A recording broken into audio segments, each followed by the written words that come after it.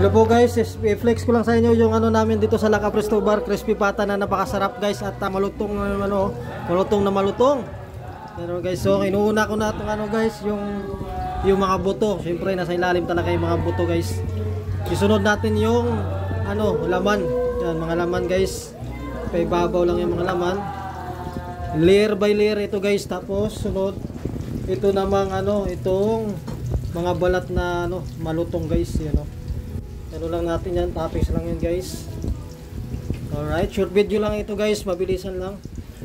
Alright, di pa nalagay yung iba. Yan, nilagay natin sa gilid-gilid yung mga laman. Yan, sarap ito guys, I promise. Alright, tapos ito. Yan, itong mga balat. Alright guys, ito na yung ano guys, kabuuan ng order nila. At saka syempre, di yan mawala yung sausawan.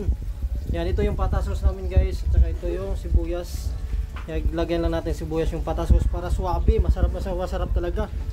Oh, lagyan, nanginginig pa si Whitey Man, no? Halatang pasmado na. Ito yung masarap naming pata sauce guys. Templado na yan guys. Alright, ito lang po ang order guys.